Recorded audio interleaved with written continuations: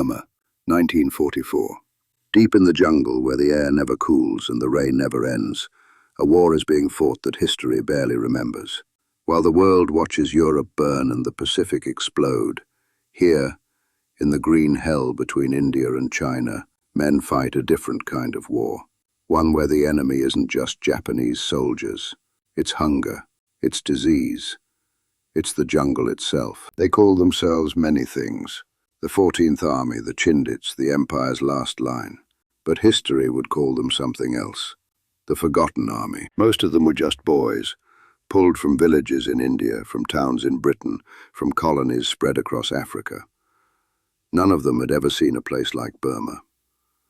The heat crushed you before the enemy even fired a shot. Leeches clung to every inch of skin. The ground itself swallowed boots whole. But the orders were clear. Push through. Take back the land, inch by inch. At first, nobody believed it could be done.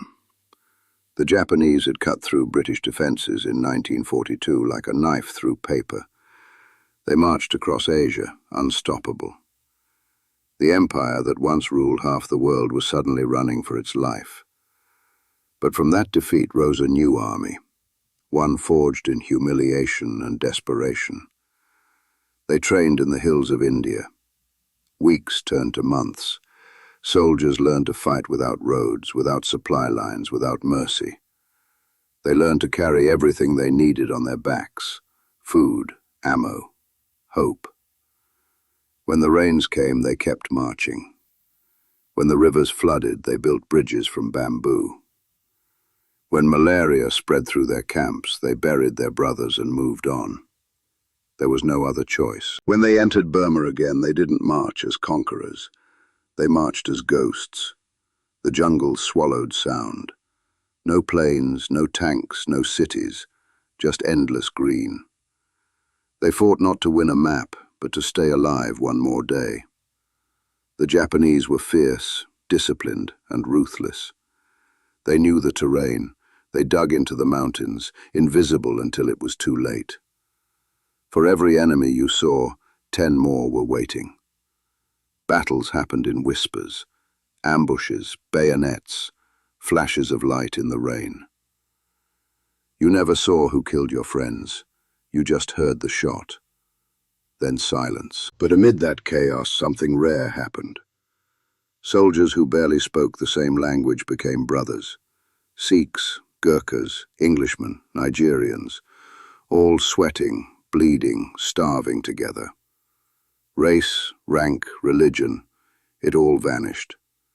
In the jungle, everyone was the same color: mud and fear.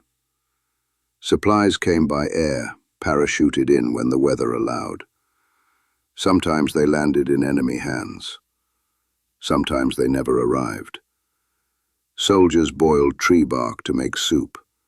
They ate whatever moved: snakes, frogs, even insects. Anything to keep going. Letters from home took months if they arrived at all. For most, the only constant sound was rain. Then came the Chindits, the ghost soldiers. A special force sent deep behind Japanese lines. Their mission: sabotage, ambush, disappear. Led by men who understood madness. They walked hundreds of miles through jungle and mountain, carrying radios, dynamite, and the burden of impossible orders. Many never returned. Those who did looked like shadows, eyes hollow, skin gray, but still standing. In 1944, something changed. The tide of war turned. The 14th Army pushed forward again, through Imphal, through Kohima, the bloodiest battles ever fought in Asia. At Kohima, men fought over a single tennis court, trading grenades across the net. When the smoke cleared, bodies lay stacked like sandbags. But they held. For the first time, the Japanese advance was stopped. From that moment, the Forgotten Army became unstoppable. They clawed their way south, retaking jungle, mountain, and swamp, one step at a time. By 1945, Rangoon, the capital of Burma, was theirs again. Victory had come, but at a cost no one could count. Over 100,000 dead, countless missing. Most without graves, just names fading into the rain. And when they returned home, there were no parades, no headlines. Europe had been freed. Japan was about to fall.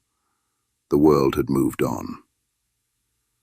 The men who fought in Burma went back to fields, factories, silence. Many never spoke of what they saw. How could they? Who would believe them? Years passed. The jungles grew over the battlefields. The rivers washed away the trenches. Only rusted helmets and forgotten bones remained. But memory has a way of surviving where monuments do not. Every storm, every whisper of wind through the trees, it carries their story. The forgotten army never wanted glory. They wanted to live. They wanted to see another sunrise, to hear their name one last time before it disappeared into the rain. And though history buried their war beneath louder victories, their legacy endures. Not in books, but in the courage it took to fight when the world wasn't watching. So when you hear of World War II, of Normandy, of Iwo Jima, of Stalingrad, remember the men who fought barefoot in the mud under skies that never cleared. Remember the soldiers who had no cameras, no fame, no comfort. Remember the jungle. Remember Burma. Remember them, the ones who were never supposed to be remembered. The forgotten army.